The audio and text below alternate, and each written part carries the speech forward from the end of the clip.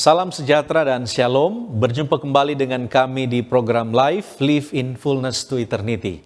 Dan senang sekali saya Pendeta Felix Gosal dapat menemani Anda dalam program yang akan mendiskusikan informasi seputar kesehatan dan pola hidup sehat bagi Anda dan keluarga.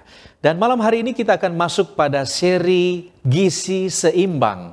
Ada topik menarik yang akan kita diskusikan bersama, yaitu lawan obesitas. Obesitas merupakan masalah di dunia saat ini. Walaupun banyak yang percaya bahwa obesitas ini bukanlah penyakit, tetapi obesitas dapat menjadi jalan masuk bagi begitu banyak penyakit gaya hidup dan infeksi. Untuk itu penting agar kita dapat melawan obesitas sedini mungkin. Pertanyaannya, bagaimana cara terbaik untuk melawan obesitas? Untuk itu, kami telah mengundang seorang dokter yang akan membahas khusus topik kita pada malam hari ini. Beliau adalah dokter spesialis gizi klinik dan beliau adalah Dr. Wendy Anne. Dr. Wendy menamatkan diri dari Fakultas Kedokteran Universitas Kristen Indonesia pada tahun 2002. Dan di tahun 2003 hingga tahun 2011, Dr. Wendy sempat menggali pengalaman di beberapa puskesmas dan juga rumah sakit yang ada di Bandar Lampung. Dan sebelum akhirnya pada tahun 2017, beliau menamatkan diri sebagai dokter spesialis ilmu gizi klinik dari Fakultas Kedokteran Universitas Indonesia. Dan semenjak 2018 hingga saat ini, beliau dipercayakan untuk bekerja sebagai salah satu dokter di aplikasi Halodoc dan juga rumah sakit ada di Jokrodipo dan Rumah Sakit Advent Bandar Lampung. Dan saya percaya pengalaman yang luar biasa dari Dr. Wendy akan membantu kita untuk memahami diskusi kita pada malam hari ini. Dan mari kita sapa narasumber kita, Dr. Wendy Anne. Halo dokter. Halo, ya, Bapak. Apa kabar dokter? Luar biasa baik. Ya, bagaimana kesibukan dokter akhir-akhir ini dalam pelayanan kesehatan? Wah, semakin seru. Semakin seru ya. Semakin seru. Obesitas makin ramai. Ya, luar biasa. Tentunya di antara keseruan ya pengalaman dokter, kami berterima kasih tentunya pada saat ini boleh menyiapkan diri untuk bersama-sama dengan kami membahas topik yang menarik yang akan kita bahas bersama. Terima kasih sekali lagi, dan sebelum kita akan melanjutkan pembahasan kita pada malam hari ini, kita akan memulaikan dengan doa. Untuk itu, pemirsa di rumah, mari kita siapkan hati kita untuk berdoa. Mari kita berdoa. Bapa kami yang bertata di dalam kerajaan surga, terima kasih untuk pimpinan Tuhan yang kami rasakan. Dan pada saat ini ketika kami akan belajar sedikit tentang topik obesitas, Tuhan berkati kami agar dapat memahaminya dengan baik. Berkati juga narasumber kami, Dr. Wendy, akan menyampaikan pembahasan pada saat ini. Biarlah Tuhan Engkau urapi dengan kuasa Roh Kudus, sehingga bahan dan diskusi yang akan kami terima bersama dapat membantu kami dalam kehidupan kesehatan kami. Terima kasih banyak ya Tuhan, di dalam nama Yesus kami telah berdoa. Amin. Baik dokter, kita akan break sejenak, dan sahabat live dimanapun Anda berada, jangan kemana-mana, kami akan kembali setelah yang satu ini.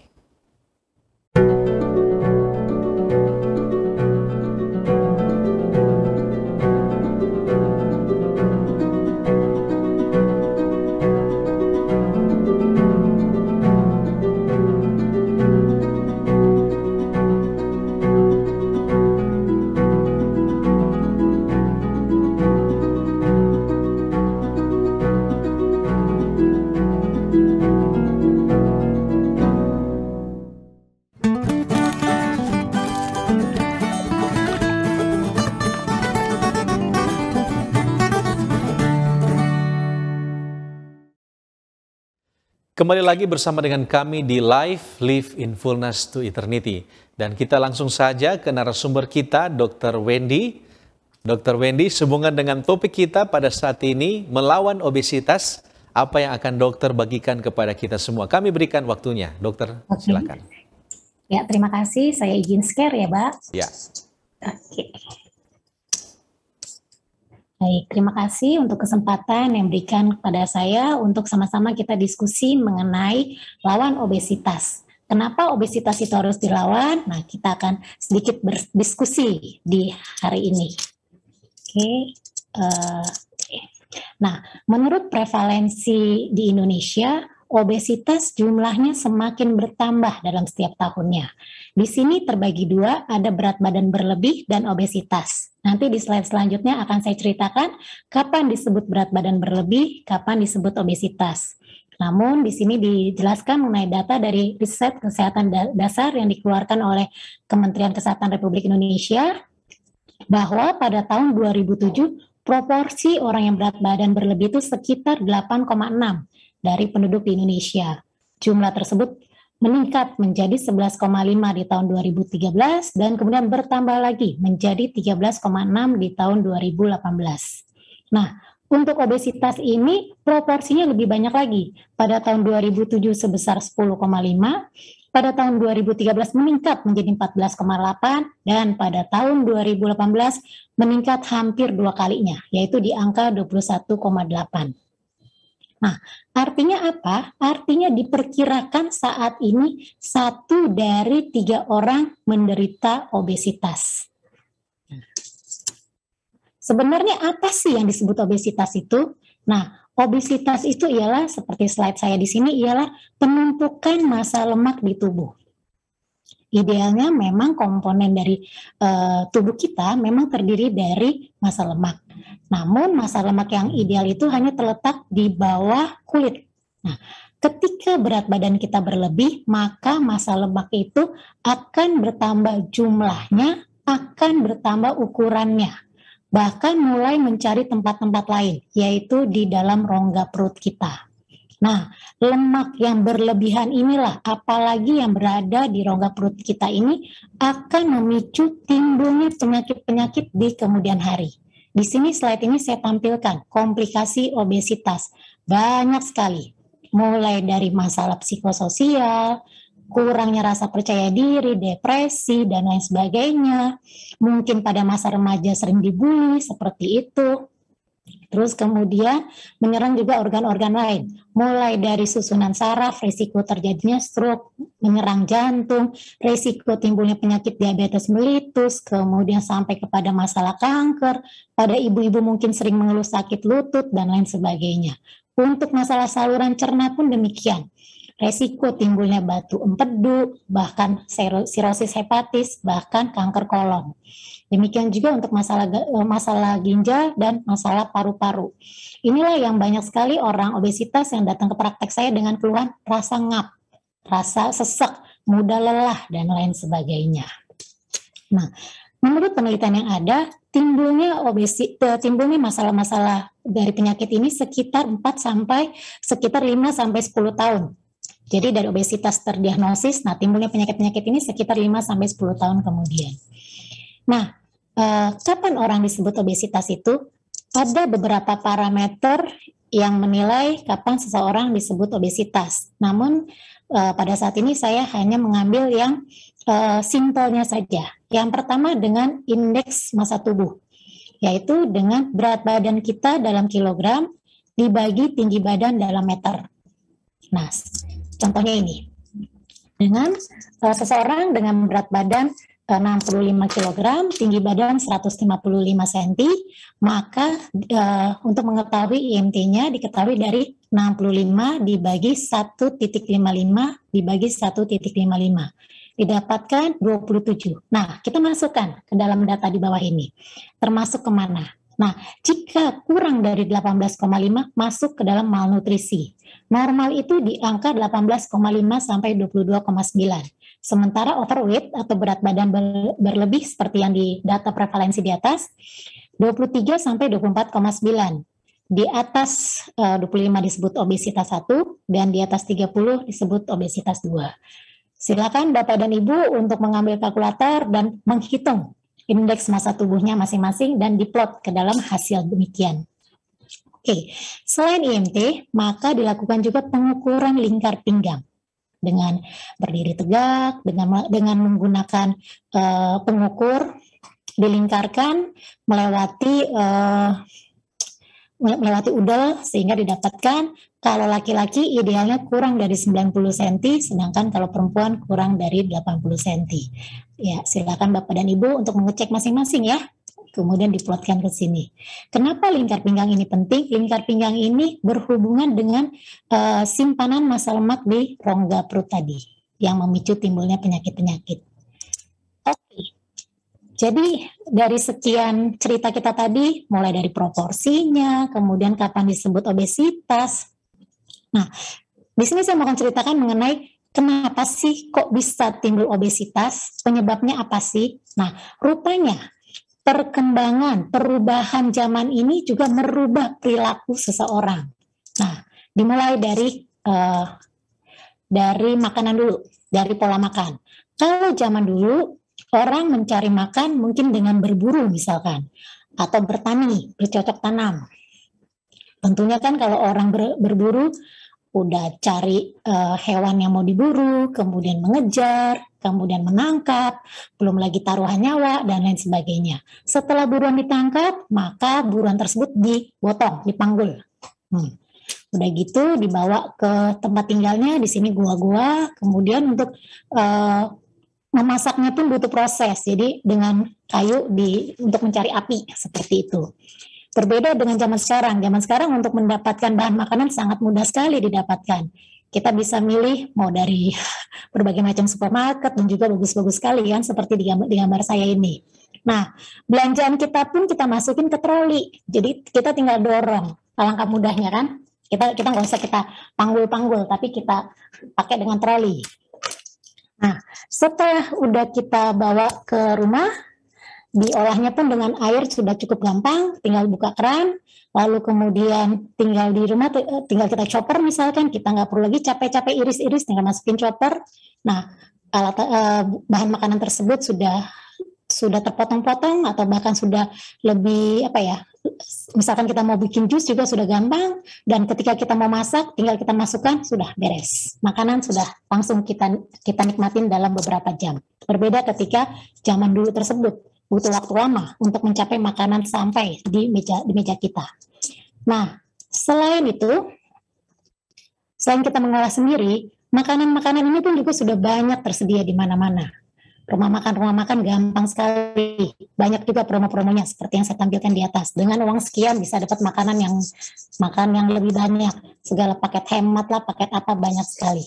Nah, kemudian selain makanan juga gampang, di sini saya tampilkan ada cara yang lebih gampang lagi sekarang, pesan makanan lewat online.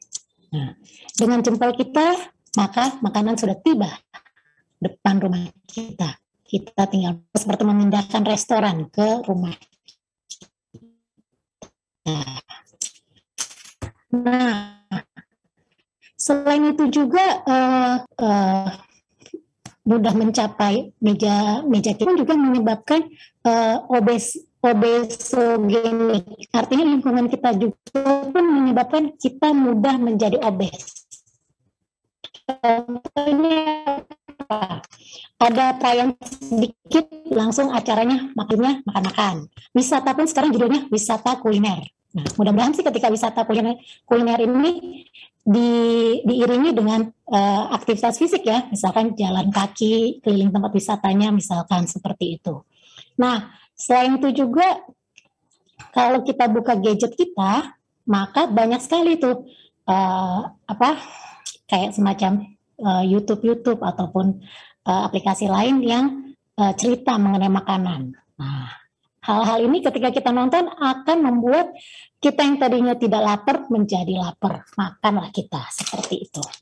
Oke, selain pola makan, maka perubahan terhadap aktivitas pun juga terjadi. Kalau zaman dulu kita jalan kaki dari satu tempat ke tempat lain jalan kaki atau naik sepeda. Sekarang udah diganti. Ada kendaraan bermotor, cara mesennya pun gampang, tinggal pencet lewat HP, online langsung datang seperti itu. Nah, udah naik kendaraan bermotor, jalanannya macet, udah makin lama kita duduk. Udah tidak bergerak, cuma duduk seperti itu. Nah, sampai di kantor misalkan, kita naik eskalator atau bahkan naik lift. Kita jarang menggunakan tangga atau jalan atau parkir yang jauh misalkan. Nah, tentunya semua hal-hal ini juga menyebabkan bertambahnya simpanan lemak di massa tubuh kita. Nah, belum lagi jam kantor kita. Dari jam 8 sampai jam 5 kita ngantor aja. Duduk aja di depan meja. Duduk aja mandangin komputer. Belum lagi ketika kita dikejar deadline. Udah makannya buru-buru, mesen makannya juga yang junk food misalkan, atau lagi ada promo, ya udah.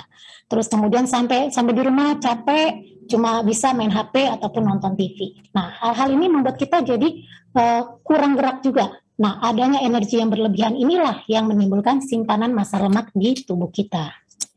Nah, selain itu juga lingkungan kita membuat seperti permakluman untuk obes, yaitu dengan contohnya di sini dengan toko-toko baju pun sudah menjual baju-baju ukuran besar plus size outfits, sehingga membuat orang jadi udah saya tinggal cari baju yang gede-gede aja, saya nggak usah capai berat badan ideal seperti itu. Bahkan yang paling ininya lagi, Barbie aja pun sekarang sudah dijual dalam versi gemuk. Jadi membuat orang menjadi gemuk itu adalah suatu yang biasa seperti itu. Nah, sekarang bagaimana sih kita supaya mencapai berat badan ideal? Tentunya di sini saya sarankan untuk mencegah obesitas, mengatasi obesitas karena dampaknya tadi, baik kepada psikososial maupun kepada penyakit-penyakit yang akan ditimbulkannya. Nah, oke. Yang pertama, tentunya kita harus mengetahui kebutuhan kalori kita sehari-hari. Kalau misalkan kayak tadi, dengan tinggi badan 155, berat badan 65, maka berat badan idealnya kita bikin 50 kg misalkan, seperti itu. Maka kalau untuk laki-laki dikali 30-35 kalori. Sementara kalau perempuan 25-30 kilokalori. Kebutuhan kalori perempuan dan laki-laki berbeda. Selain itu, kebutuhan juga berbeda ketika usianya juga berbeda, tergantung usia. Tentunya kebutuhan makan anak-anak berbeda dari kebutuhan makan dewasa, berbeda juga dari lansia, seperti itu. Terus kemudian kebutuhan makan juga berbeda-beda, tergantung dari aktivitasnya. Tentunya kebutuhan makan orang yang sehari-hari kerja kantoran dengan kebutuhan makan pekerja kasar misalkan tentunya berbeda. Nah, misalkan kita sudah dapat kebutuhan hariannya 1.500 kalori. Nah, 1.500 kalori ini maka kita akan membagi sesuai nutrisi yang seimbang. Jadi, jumlahnya, jenisnya, ya. Nah, di sini sudah saya tampilkan, kalau untuk karbohidrat sekitar 50-59%, protein 1 sampai 1,5 gram per kilogram berat badan. Jadi misalkan kalau tadi dengan 1.500 kalori, maka proteinnya kita ambil di 1,2 sehingga didapatkan 60 gram per kilogram berat badan, seperti itu. Nah, untuk lemak tetap diperlukan untuk melarutkan vitamin A, D, E, K, maka saya ambil 25-35% dan sisanya karbohidrat. Nah, dari jumlah tersebut, maka kita aplikasikan seperti di sebelah ini, sesuai dengan piringku yang dikeluarkan oleh Kemenkes. Misalkan di piring kita ini, dalam piring makan kita, setengah bagian terdiri dari sayur, 1/4 bagian terdiri dari karbohidrat, bisa dari nasi, sereal misalkan, dan 1/4 bagiannya lagi terdiri dari protein, seperti itu. Jadi piring kita setengah bagian sayur, 1/4 bagian karbo, dan 1/4-nya lagi protein. Nah, oke. Nah, ini untuk lebih detailnya lagi, kalau protein kira-kira sebesar 1 telapak tangan untuk perempuan, kalau laki-laki 1,5-nya, kalau sayuran 1 genggam, untuk laki-laki 1,5, kalau untuk karbohidrat seperti 1 cube gini, untuk perempuan 1,5 untuk laki-laki, dan untuk lemak cukup 1 jempol untuk perempuan, dan laki 1,5 kira-kira. Nah, kita sudah mengetahui ini semua, kemudian kita bagi menjadi jadwal makan yang teratur. Jadi ada jumlah jenis jadwal. Jumlah makan terdiri dari 3 kali makan besar, yaitu makan pagi. Jadi misalkan dari 1.500 ini, maka 25% atau sekitar 375 kalori ini untuk makan pagi dan makan malam misalkan. 30%-nya untuk makan siang, misalkan 450 kilokalori. Seperti itu ya. Nah, di antara makan-makan tersebut, maka ada makan kecil, makan snack. Di jam 9:30 misalkan, sama jam 3. Nah, nggak usah banyak-banyak, cukup 10% aja, atau sekitar 150 kalori. Seperti itu ya. Kenapa mengatur jadwal makan ini penting? Yang pertama, untuk mencegah kita makan yang berlebihan. Mencegah kita banyak ngemil. Jadi kita atur, kita kita atur jadwal makan kita seperti di atas. Nah, jangan sekali-sekali melewatkan makan. Jadi melewatkan snack misalkan atau melewatkan breakfast misalkan. Hal ini akan memicu kita untuk sangat lapar sekali pada saat siang hari sehingga menyebabkan jumlah makan yang lebih banyak. Seperti itu. Oke. Nah, selain pola makan, yang harus diperhatikan ialah kebutuhan cairan. Dengan indikatornya ialah kita lihat urin kita. Misalkan urinnya berwarna tua sampai kuning tua seperti nomor 8 ini, artinya kita masih kurang minum. Nah, sebaiknya warna urin ini bening lah ya, bening sampai kuning muda. Hal ini bisa dicapai dengan cara membiasakan diri untuk minum air putih segelas setiap jam. Pasang alarm di HP-nya, seperti itu. Ya, tapi sekitar setelah jam 9 malam ya nggak usah 1 gelas lah, cukup 1 sampai 2 teguk saja, seperti itu ya. Mau air dingin, mau air biasa, terserah nggak apa-apa. Yang penting jangan lupa untuk minum air putih segelas setiap jam.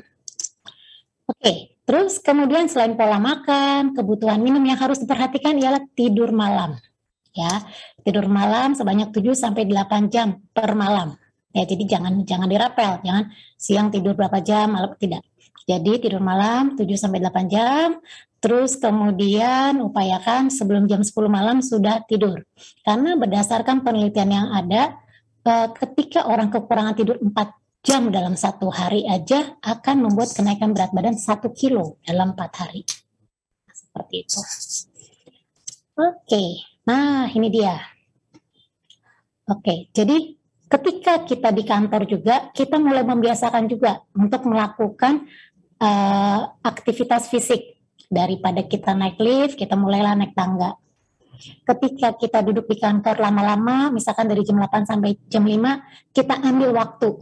Misalkan 20 menit, kita nggak usah duduk, tapi kita berdiri sambil kerja, seperti itu. Terus kemudian ketika kita belanja, misalkan kita parkirlah sejauh mungkin. Nggak usahlah pakai valet misalkan. Nggak usah parkir pas di depan supermarketnya, tapi agak jauh sedikit, jadi kita berikan kesempatan kita untuk jalan. Terus kemudian daripada menggunakan jasa orang angkut barang, kita mulai angkat barang-barang kita sendiri ke parkiran. Nah, atau barangkali kita bisa gunakan seperti ini, alat bantu, namanya mini pedal gym. Nah, letakkan alat tersebut di bawah meja kerja kita, lalu kita sembari kerja kita bisa melakukan WES. Nggak usah lama-lama, cukup 30 menit aja setiap hari. Atau barangkali kita sembari stretching, kita lakukan semacam push up dengan gunakan tangan di meja seperti itu. Oke, nah terus kemudian sebaiknya lakukanlah latihan fisik kira-kira 3-4 kali dalam 1 minggu yang intensitasnya sedang. Bisa berupa jalan cepat misalkan, atau jogging, seperti itu. Nah, kemudian selain itu juga bisa dilakukan gerakan-gerakan seperti latihan beban, tapi kita gunakan sembari melakukan aktivitas di rumah, misalkan dengan angkat botol, seperti itu. Nah, sembari bersih-bersih, lakukan gerakan demikian 3-8 kali setiap hari, atau juga bisa sembari ngomong anak. Nah, kita lakukan gerakan-gerakan untuk meningkatkan massa otot kita. Oke, sebagai take home message untuk hari ini ialah obesitas berisiko terjadinya penyakit di kemudian hari. Perubahan gaya hidup merupakan cara untuk mengatasi maupun mencegah obesitas. Untuk perubahan gaya hidup lebih lanjut, silakan konsultasi pada dokter spesialis gizi klinik Anda. Terima kasih. Terima kasih dokter atas pembahasan yang luar biasa dan kami percaya ini dapat menjadi manfaat yang tersendiri bagi pemirsa sekalian yang menyaksikan pembahasan pada malam hari ini. Dan kita ada beberapa pertanyaan follow up sehubungan dengan topik kita pada malam hari ini. Dan yang pertama kami rindu tanyakan mengenai mengemil ya atau makan di antara jam makan, khususnya bagi mereka yang biasanya bekerja di balik meja, ini sering sekali terjadi. Apakah ini boleh atau tidak boleh? Atau apakah bisa, tetapi mungkin dokter punya anjuran-anjuran tersendiri kalau mau mengemil, mungkin ada jenis-jenis makanan yang bisa mereka ngemil pada saat jam di antara makan. Dipersilakan dokter. Baik, terima kasih. Jadi sebenarnya diet yang baik itu diet yang sesuai dengan kebiasaan. Yang pertama. Terus yang kedua, tidak melanggar budaya, agama, dan lain sebagainya. Dan yang terakhir, bisa diaplikasikan seumur hidup. Jadi, misalkan orang tersebut mudah lapar misalkan, atau memang biasa ngemil-ngemil. Nah, kita sarankan dia untuk 3 kali makan besar, 2 kali snack. Seperti itu. Ya. Nah, untuk orang tersebut, kenapa dia harus ngemil juga? Karena untuk mencegah ketika dia makan utamanya tuh makan lebih banyak. Karena dia sangat lapar sekali. Akibatnya dia jumlah nasinya banyak, lauknya juga banyak, demikian. Nah, untuk snack yang dipilih sebaiknya berupa buah. Nah, jadi ketika orang kerja, waktunya jam snack, itulah kesempatan dia untuk stretching misalkan, kemudian dia ke pantry, ambil buah potongnya, konsumsi. Tapi ingat, selain jadwal, kita harus perhatikan jumlah. Jadi jumlah buah yang dia makan pun perhatikan. Jadi jangan artinya bagus makan buah, dia makan buah banyak-banyak juga melebihi kebutuhan, tidak seperti itu juga. Tetap sesuai dengan kebutuhan kalori hariannya. Seperti itu. Nah, untuk orang yang memang tidak biasa ngemil, bahkan diperkuat dengan pemeriksaan gen, misalkan orang tersebut tidak suka ngemil, maka boleh cukup diberikan 3 kali makan utama misalkan. Jadi makan pagi, makan siang, lalu makan sore. Di antara waktu tersebut barangkali dia minum air putih seperti itu. Baik, terima kasih dokter. Jadi bisa, tetapi kita harus sesuaikan juga ya dengan makanan-makanan yang sehat ya. Kebutuhan kalori harian. Iya. Baik, sehubungan dengan nilai kalori yang dibutuhkan oleh seseorang, bagaimana dengan mereka yang bekerja berat atau kita bilang buruh, mereka bekerja dengan berat, menguras tenaga. Biasanya mereka makan ya, ada yang bilang enggak apa-apa saya karena saya bekerja dengan keras, saya makannya agak banyak ya. Apakah ini bisa atau mungkin ada hal-hal yang perlu kita perhatikan sehubungan dengan hal ini? Dokter, dipersilakan. Baik, terima kasih. Jadi memang kalau kita perhatikan orang yang bekerja kasar memang agak jarang ya kita ketemu yang obesitas ya, agak jarang. Nah, jadi yang pertama dilakukan memang kita ketahui dulu kebutuhan kalori hariannya. Memang orang yang pekerja kantoran dengan buruh kasar itu kebutuhan kalorinya lebih banyak orang yang pekerja kasar. Nah, misalkan kita sudah tahu kebutuhan kalori hariannya barangkali sekitar 2.500 sampai 3.000 misalkan. Nah, jumlah tersebut kita bagi menjadi 3 kali makan misalkan. Nah, tentunya kita tetap harus perhatikan ada karbohidratnya, ada proteinnya, ada sayurnya, dan satu lagi jurus masak. Jurus masak berlaku untuk siapapun. Jadi sebaiknya makanan yang digoreng cukup 1 lauk saja per hari. Jadi jangan dalam 1 piringnya itu semuanya digoreng. Atau dalam piring makan ini ada yang digoreng, ada yang disantan. Enggak, ganti cara masaknya. Boleh disop, boleh ditumis, pepes, pindang misalkan, atau woku. Nah, seperti itu. Jadi kadang-kadang yang membuat kita kelebihan berat badan ini juga karena jurus masaknya yang salah. Jadi kita ganti cara masaknya. Demikian juga untuk bumbu, kurangi konsumsi gula juga misalkan, pemakaian kecap, seperti itu. Ya. Baik, terima kasih dokter. Jadi sangat penting kita juga untuk memperhatikan ya cara masak, menyediakan makanan yang baik untuk diri kita. Baik dokter, tadi sempat dijelaskan tentang pentingnya makan pagi ya. Banyak masyarakat di sini yang percaya bahwa apabila kita tidak makan pagi itu akan menimbulkan obesitas. Apakah benar statement ini dokter?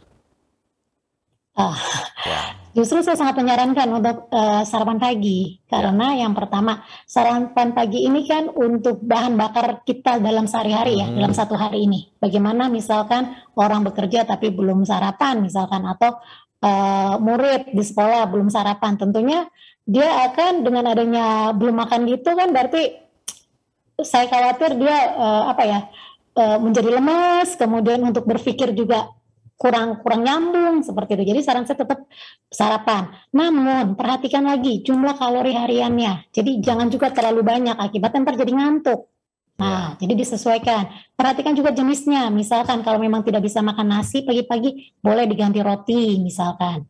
Seperti itu. Tapi saran saya tetap ada sayur, tetap ada protein lainnya. Atau barangkali proteinnya bisa didapat dari susu, seperti itu. Yang penting gimana tubuh kita bisa menerima makanan yang masuk, namun tidak mengurangi jumlahnya. Baik, terima kasih dokter. Kalau tadi kita bicara tentang makan pagi, bagaimana dengan makan malam ya?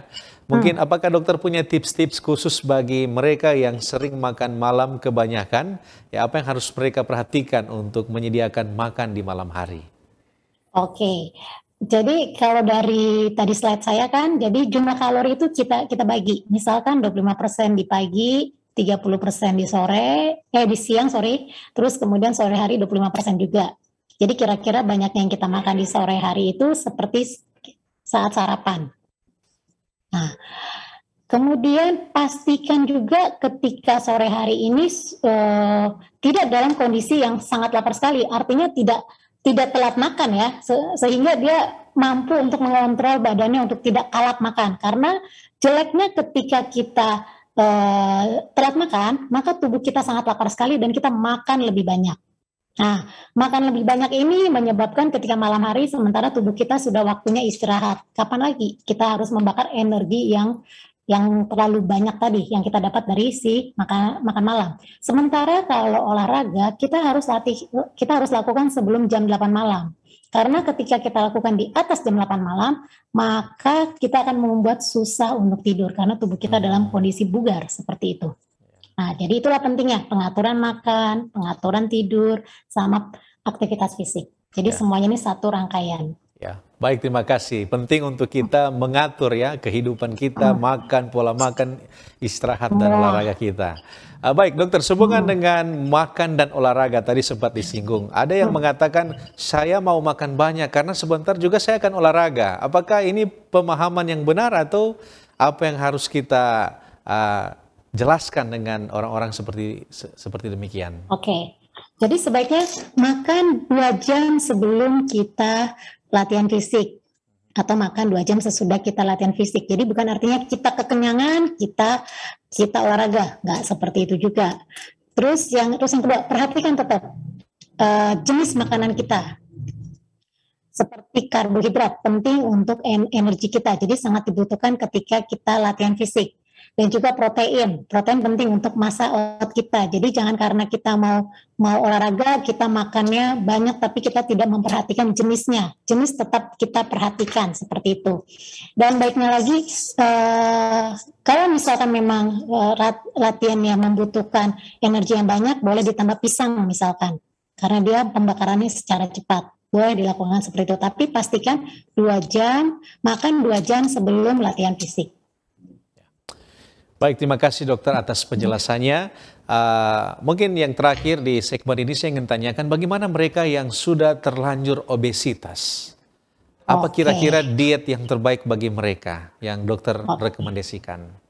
Oke, baik. Misalkan sudah terlanjur obesitas, yang pertama tentunya saya akan menanyakan apa sih motivasinya untuk turun berat badan. Walaupun dia belum terbentuk, maka tugas dari dokter gizi untuk menumbuhkan niat dia untuk mencapai berat badan ideal. Karena seperti kita bahas tadi, dengan obesitas maka akan timbul berbagai macam penyakit di kemudian hari, seperti itu. Terus kemudian setelah sudah terbentuk niatnya, motivasinya, maka kita bersama-sama untuk mengatur pola makannya. Nah, pola makannya sesuai dengan yang saya bilang tadi, sesuai dengan kebiasaan makan sehari-hari, terus kemudian dapat dilakukan seumur hidupnya, tidak melanggar agama, budaya, dan sebagainya. Jadi misalkan kalau memang biasa makan 3 kali sehari, tidak ada snack, oke, saya ikutin kebiasaan makannya, namun jumlahnya saya kurangin dulu. Misalkan biasa makan 2 centong, maka saya minta selama 2 minggu ke depan diturunin nasinya 1 centong misalkan. Tapi sayurnya ditambah, lauknya ditambah, tapi tidak ada yang digoreng, seperti itu. Terus kemudian sudah atur makan, saya minta 30 menit jalan kaki. Nah, seperti itu. Lalu saya minta juga untuk tidur yang cukup, jangan begadang. Nah, terakhir baru kita sama-sama bikin target. Berapa nih yang harus kita capai dalam 2 minggu ke depan, seperti itu. Baik, terima kasih dokter. Saya percaya tips-tips tadi dapat membantu mereka untuk dapat menurunkan ya berat badan sehingga boleh mendapatkan berat badan yang normal. Baik dokter, kita akan break sejenak dan sahabat live jangan kemana-mana, kita akan kembali setelah pesan-pesan yang satu ini. Diskusi dan kajian mendalam mengenai tokoh, tema, atau cerita tertentu di dalam Alkitab. Memberikan motivasi dan bimbingan untuk menggunakan metode yang tepat dalam membaca Alkitab. Selalu saksikan program Death Inside Growth setiap hari Jumat pukul 19 waktu Indonesia Tengah di YouTube channel Cornelius Media, Bridge to the Truth.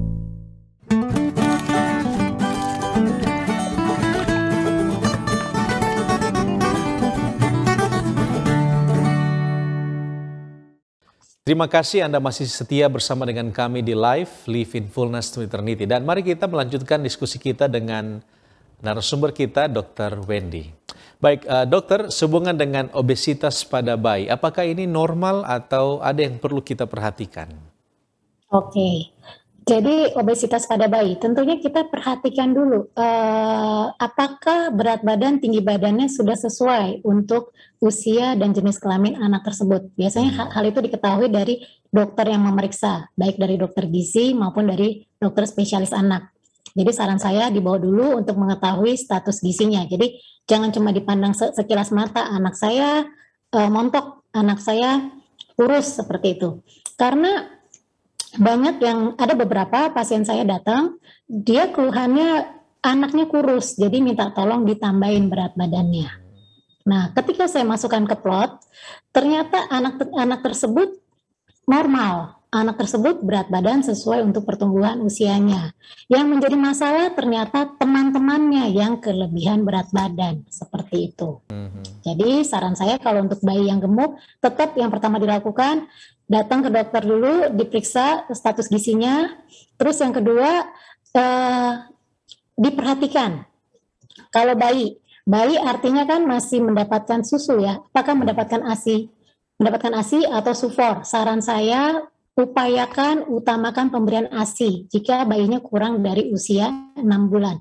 Karena tidak ada sufor yang sebaik ASI. ASI diberikan misalkan per 2 jam sekali, 30 menit per satu payudara. Pastikan si bayi menghisap secara benar. Hal itu diketahui dari mulutnya benar-benar menghisap dan ibunya pun terasa payudaranya kosong. Nah, pada pemberian sufor yang pertama berisiko terjadinya infeksi, diare dan lain sebagainya. Kemudian juga berisiko timbulnya obesitas. That's why saya sarankan upayakan pemberian ASI. Ketika dia usia 6 bulan, ketika membutuhkan udah MPASI, nah berikan MPASI ini yang jenis nutrisinya yang seimbang. Jadi ada karbo tadi, kemudian ada protein. Jadi jangan double karbo. Misalkan nasi pakai kentang, misalkan. Enggak, tapi kalau misalkan kentang ada telurnya, ada sayurnya, misalkan seperti itu. Nah, pada saat usia 6 bulan inilah waktu di mana para orang tua untuk membentuk kebiasaan makan si anak. Jadi jangan biasakanlah nanti setelah udah bisa makan cemilan, diberikan cemilan terus, apalagi nanti ada undangan ulang tahun, makan-makan di fast food. Nah, hal-hal itu yang membuat anak tersebut yang tadinya obes akan bertambah obes terus kemudian ditambah lagi nanti seringnya main gadget, udah jarang main sepeda misalkan, atau lari-lari. Nah, seperti itulah kira-kira hal yang membuat obesitas, mulai dari bayi hingga anak-anak. Baik, terima kasih dokter atas penjelasannya. Apakah mereka yang obes sejak saat kecil memiliki resiko lebih tinggi untuk menjadi gemuk di masa dewasa? Betul sekali, betul. Ya, karena ya itu dia, anak kan tentunya yang pertama yang memilihkan makanan orang tuanya. Jadi makanan yang di rumah juga tentunya berisiko timbulkan dia obesitas di kemudian hari. Terus kemudian habit-habit yang lain. Barangkali dia udah makan tapi sembari diberikan makan, sembari nonton gadget misalkan. Jadi pikiran si anak itu makan tuh hanya sekedar makan aja, bukan makan sebagai sesuatu yang kita nikmatin atas berkat Tuhan untuk tumbuh kembang saya, melainkan cuma syarat aja supaya dia tetap bisa main gadget misalkan. Nah, hal-hal tersebut bukannya ini, tapi malah akan memicu timbulnya obesitas, karena anak makan terus duduk, makan lagi, ditambah dengan cemilan-cemilan yang manis-manis, seperti itu. Nah, jadi mulai nanti ada waktunya kita bicara kali ya Pak ya mengenai obesitas pada anak, itu juga penting. Oke, baik, terima kasih dokter. Jadi ada resiko tinggi ya jika anak itu gemuk di saat kecil, dia juga memiliki resiko tinggi pada saat dewasa. Baik dokter, apakah obesitas ini ada faktor genetik? Oke, genetik itu ibarat peluru di dalam pistol. Oke, jadi selama peluru itu tidak ditembakkan, artinya dia tidak gitu-gitu aja. Tapi kalau misalkan ditembakkan, dipicu oleh lingkungannya, nah jadilah dia obesitas. Selama dia lingkungannya tidak mendukung, ya saya harap sih obesitas itu tidak manifest. Baik, terima kasih dokter. Mungkin ini yang terakhir. Apakah biasanya muncul di iklan-iklan kapsul-kapsul atau pil-pil untuk menurunkan berat badan? Apakah ini aman untuk dikonsumsi? Yang pertama, tentunya berat badan berlebih ini kan terjadi akibat asupan makan yang banyak tidak diimbangi dengan latihan fisik. Saran saya, lakukan dulu, diseimbangkan dulu asupan makan yang masuk dengan latihan fisik. Seperti itu. Kemudian diiringi juga dengan tidur malam yang cukup, manajemen stres, dan lain sebagainya. Obat atas dasar preskripsi dokter, itu pun dokter banyak sekali pertimbangannya. Mulai dari tensi yang baik, kemudian parameter laboratorium, antropometri, analisis asupan, dan lain sebagainya. Nah, berdasar pertimbangan itu barulah dipilihkan obat. Jadi saran saya jangan sembarangan milih obat bebas ya, karena tentunya ada efek sampingnya seperti itu. Kan kita turun berat badan ini kan sebenarnya goalnya untuk merubah gaya hidup, untuk mencegah penyakit-penyakit degeneratif di kemudian hari. Sebagai upaya kita untuk menghormati tubuh kita sebagai bait Allah. Jadi bukan artinya saya mau turun 10 kilo sekarang karena saya mau ada acara pernikahan misalkan. Nanti setelah udah pernikahan saya gendut lagi, nggak apa-apa. Nggak seperti itu. Jadi saya harapkan perubahan gaya hidup ini memang untuk mencapai untuk quality hidup yang lebih baik. Tentunya kan kita ingin melihat cucu menikah, bukan hanya anak menikah, cucu menikah, terus kemudian kita barangkali dengan kita hidup sehat, kita tidak menderita penyakit, maka kita mempunyai waktu yang banyak untuk keluarga kita, bukan bolak-balik ke rumah sakit misalkan, untuk cek gula darah, untuk tensi lah segala macam. Terus kemudian kita juga punya simpanan, mungkin kita bisa kemana-mana. Berbeda ketika kita sakit, uang kita ini habis untuk beli obat lah, ke dokter lah, walaupun ditanggung sama asuransi kesehatan, kita kan juga butuh uang yang dikeluarkan untuk ongkosnya, untuk macam-macamnya seperti itu. Nah, jadi harapan saya kita mencapai berat badan ideal ini untuk quality hidup yang lebih baik, seperti itu. Baik, terima kasih dokter. Jadi pada intinya, pada akhirnya bukan masalah berat badan yang harus kita rubah, tetapi pola hidup kita, kualitas hidup kita yang harus kita rubah. Baik, terima kasih dokter. Ya, kita sudah tiba di penghujung acara dan luar biasa sangat menarik pembahasan kita pada saat ini. Dan di akhir dari diskusi kita ini, bolehkah dokter memberikan kesimpulan, closing statement, hal-hal apa yang perlu kita bawa pulang dari diskusi kita pada saat ini? Terima kasih. Jadi, obesitas akan memicu timbulnya berbagai masalah kesehatan di kemudian hari. Nah, perubahan gaya hidup, perubahan aktivitas fisik, manajemen stres yang baik merupakan suatu gaya hidup yang saya harapkan untuk mencegah timbulnya penyakit-penyakit di atas. Seperti itu. Jadi mulailah sekarang, jangan tunggu besok lagi. Nah, bikinkan challenge, misalkan saya mau ganti ukuran baju di 2 minggu lagi, misalkan seperti itu. Jadi buat challenge sendiri supaya semangat. Ya, demikian dari saya. Oke, jadi kita tantang diri kita sendiri ya untuk membawa hasil yang lebih baik dalam kesehatan kita. Ya. Baik, terima kasih dokter untuk semua diskusi yang telah diberikan. Semoga ini dapat bermanfaat bagi kita dan semua sahabat live yang menyaksikan siaran ini. Dan di akhir dari pembahasan ini, bolehkah dokter memimpin kita di dalam doa tutup? Boleh. Oke, baik. Mari kita bersatu dalam doa. Bapak Surgawi, Bapak yang baik, terima kasih Bapak untuk hari ini kita boleh diskusi, kita boleh sharing mengenai gaya hidup sehat. Ajar kami Bapak, ajar kami untuk selalu menghormati tubuh kami sebagai bait Allah-Mu, ajar kami untuk selalu hidup yang benar di hadapan-Mu. Ajar kami juga untuk menghitung hari-hari kami sedemikian sehingga kami beroleh hati yang bijaksana. Terima kasih Bapak, in the name of Jesus, amin. Amin, terima kasih puji Tuhan untuk waktu yang telah diberikan dokter untuk dapat membawakan ya diskusi pada malam hari ini. Kiranya ini dapat menjadi berkat bagi kami semua dan kami juga berdoa kiranya Tuhan memberkati dokter dalam pelayanan tugas bersama dengan keluarga. Kami juga berterima kasih kepada pemirsa sekalian yang setia bersama dengan kami sampai saat ini. Kiranya berkat ini boleh kita nikmati bersama, perubahan di dalam gaya hidup kita dapat menuntun kita untuk hidup dengan setia di hadapan Tuhan. Dan saat ini kami akan pamit diri, demikianlah perjumpaan kita pada saat ini.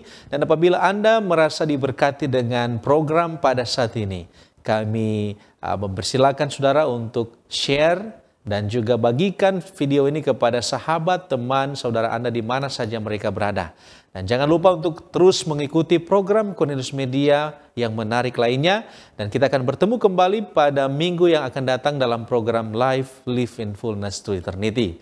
Akhir kata, saya Pendeta Felix Gosal dan seluruh kru yang bertugas mengucapkan selamat malam, sampai jumpa dan salam sehat.